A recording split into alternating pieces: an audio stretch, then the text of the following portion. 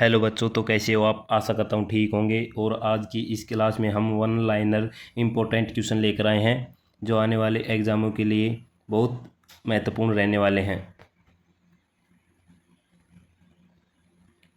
Question number 1, प्रकाश संश्लेषण में पैदा होने वाली ऑक्सीजन का स्रोत क्या है? तो यह है जल। प्रकाश संश्लेषण में जल ऑक्सीजन का स्रोत होता है। क्वेश्चन नंबर 2, महात्मा गांधी के जन्म दिवस को किस रूप में मनाया जाता है? तो अंतर्राष्ट्रीय अहिंसा दिवस के रूप में मनाया जाता है। महात्मा गांधी के जन्म दिवस को 2 अक्टूबर को मनाया जाता है। क्वेश्चन नंबर 3, धान का खाने योग्य भाग कौन सा है? तो धान का खाने योग्य बीज होता है। क्वेश्चन नंबर 3, गरीबी हटाओ का नारा भारत के किस प्रधानमंत्री ने दिया? तो यह इंदिरा गांधी ने दिया था, गरीबी हटाओ का नारा। क्वेश्चन नंबर 4, कोसोवो देश किस देश का गुलाम था? तो सर्बिया का था, करेक्ट आंसर। क्वेश्चन नंबर 5, भारतीय विश्वविद्यालय अधिनियम किस वायसराय के समय पारित हुआ? तो ये लॉर्ड कर्जन के समय पारित हुआ भारतीय विश्वविद्यालय अधिनियम। क्वेश्चन नंबर 6, राष्ट्रीय कवि के नाम से किसे जाना जाता है? तो मैथिली शरण गुप्त को राष्ट्रीय कवि के नाम से जाना जाता है। क्वेश्चन नंबर 7, पानी के टैंकों में शैवाल को ख़त्म करने के लिए प्रयुक्त किए जाने वाला रासायन एक कॉपर सल्फेट है, जो पानी के टैंकों में शैवाल ख़त्म करने के लिए उपयोग में लिया जाता है, कॉपर सल्फेट। क्वेश्चन नंबर 8, मूंगफली का सर्वाधिक उत्पादन किस देश में होता है? तो ये भारत में उत्पादन होता है मूंगफली का सर्वाधिक। क्वेश्चन नंबर 9, ऑस्ट्रेलिया की पहली महिला प्रधानमंत्री कौन थी? तो जूलिया गिलाई थी ऑस्ट्रेलिया की पहली महिला प्रधानमंत्री, जूलिया गिलाई। क्वेश्चन नंबर 10, सबसे सरल एरोमेटिक हाइड्रोकार्बन कौन सा है? तो ये बेंजीन है, सबसे सरल aromatic hydrocarbon benzene. Question number 11, Bihar में सोशलिस्ट पार्टी की प्रथम बैठक कहाँ पर संपन्न हुई? ये पटना में संपन्न हुई थी। बिहार में सोशलिस्ट पार्टी की प्रथम बैठक पटना। क्वेश्चन नंबर 12, नाभिकीय रिएक्टरों में किस प्रकार की नाभिकीय प्रक्रिया होती है? तो ये नियंत्रण विखंडन प्रक्रिया होती है नाभिकीय रिएक्टरों में। क्वेश्चन नंबर 13, केंद्रीय बौद्ध शिक्षण संस्थान भारत में कहाँ है? तो ये लेह, जम्मू कश्मीर लेह में है बौद्ध शिक्षण संस्थान।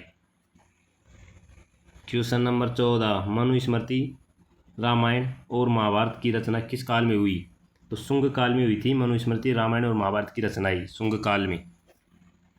क्वेश्चन नंबर 15, दस्ते का निष्क्रमण किस अस्क से होता है? तो जिंक ब्लेड के अस्क से होता है दस्ते का निष्करण। क्वेश्चन नंबर 16, बॉल पेन का आविष्कारक कौन है? John bond. बॉल पेन का आविष्कारक है जॉन बॉन्ड।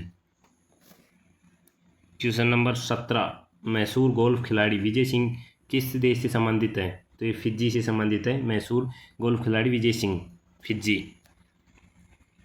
क्वेश्चन नंबर 18, राज्य के उच्च न्यायालय के मुख्य न्यायाधीशों की नियुक्ति कौन करता है? तो ये राष्ट्रपति करता है। राज्य के उच्च न्यायालयों के मुख्य न्यायाधीशों की नियुक्ति राष्ट्रपति करता है।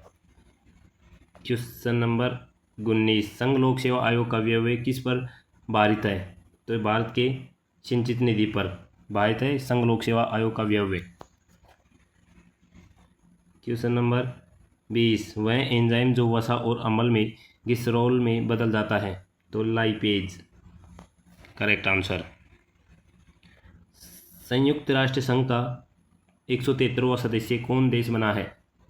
तो ये बना है दक्षिण सूडान। संयुक्त राष्ट्र संघ का 173वां सदस्य दक्षिणी सूडान। क्वेश्चन नंबर 22, किस विटामिन की कमी से खून का रुकाव बंद नहीं होता है? तो ये विटामिन के की कमी से खून का रुकाव बंद नहीं होता है।